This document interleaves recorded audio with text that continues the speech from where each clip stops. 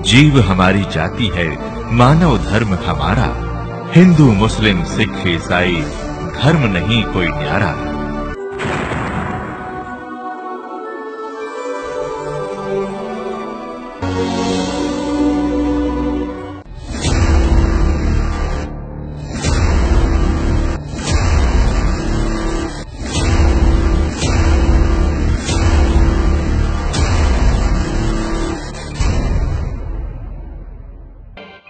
ये कथा सुनना हर एक के लिए आवश्यक है, नितांत आवश्यक, कि ये परमपिता परमेश्वर की कथा है। देखिए सभी पवित्र धर्मों के पवित्र शास्त्रों व ग्रंथों के आधार पर आपकी पुस्तक अरदास पढ़ा रहा है। अगर वो अच्छा ज्ञान है तो ग्रहण कर लेंगे सारी जनता, और गलत है तो उसको त्याग देंगे। पढ़ाने का यही उद्देश्य दास। पवित्र हिंदू धर्म के अनुयायी जो हैं हिंदू, ये ब्रह्मा विष्णु महेश को अजरो अमर मानते हैं दंत कथा के आधार पर, लोक वेद के आधार, जबकि इनकी जीवनी में लिखा है कि इनका जन्म मृत्यु होता है, इनके माता पिता हैं। ये देखिएगा श्रीमद् देवी भागवत पुराण यानी शक्ति पुराण, श्रीमद् देवी भागवत सचित्र मोटा टाइप केवल हिंदी, गीता प्रेस गोरखपुर। इसके तीसरे स्कंद में 123 पृष्ठ पे है।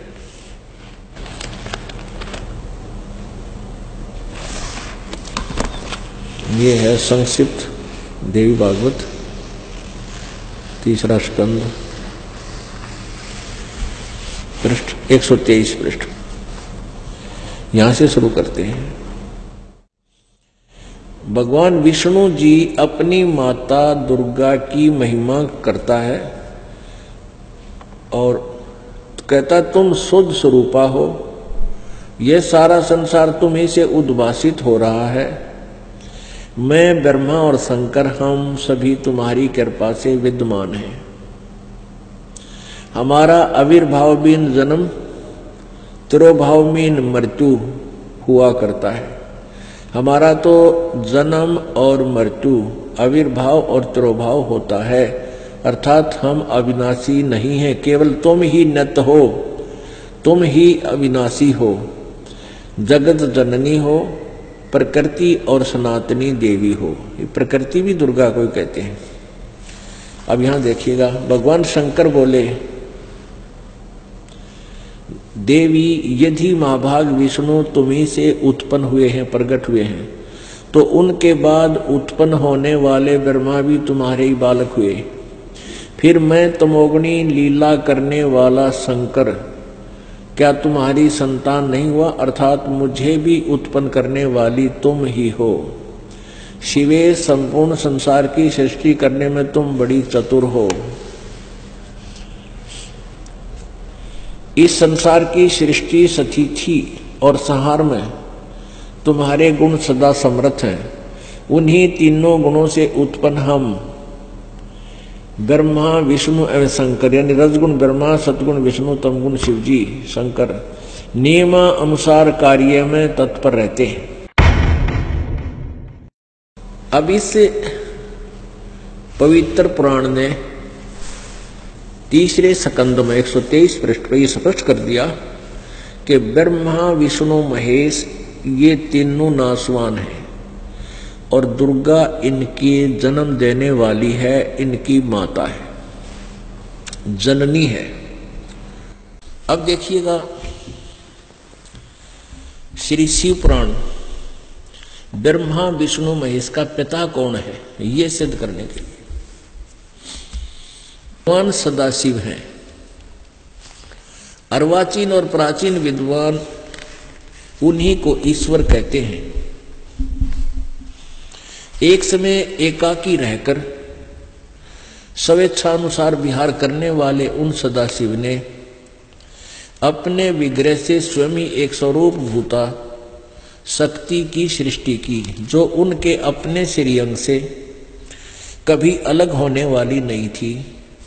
उस पराशक्ति को प्रधान प्रकृति गुणवती माया बुद्धि तत्व की जननी विकार रहित बताया है। अब आप जी को दास ने सृष्टि रचना सुनाई है, उसमें बताया था कि उसे अंदर से परमात्मा ने वह दुर्गा निकाली थी। और ये ज्ञान एक बार कबीर जी ने परमेश्वर ने आकर ब्रह्मा को बताया था, लेकिन ब्रह्मा ने कुछ सुना कुछ ना सुना, काल प्रेरणा से स्वीकार नहीं किया। लेकिन वो याद से उसका थोड़ा थोड़ा वो बता रहा है। उस पराशक्ति को जो काल के अंदर से निकली थी,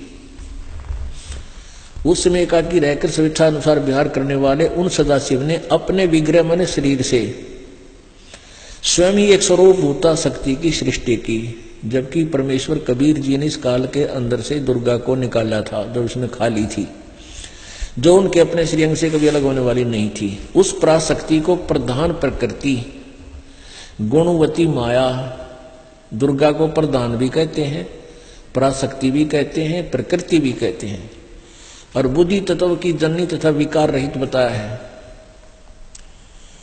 वह शक्ति अंबिका कही गई है। उसको प्रकृति, फिर दोबारा कहा है, प्रकृति भी कहते हैं, सर्वेश्वरी, त्रिदेव जननी, त्रिदेव रजगुण ब्रह्मा, सतगुण विष्णु, तमगुण शिवजी को उत्पन्न करने वाली, जन्म देने वाली त्रिदेव जननी, नित्य और मूल कारण भी कहते हैं। सदाशिव द्वारा प्रकट की गई उस शक्ति के 8 भुजाएं।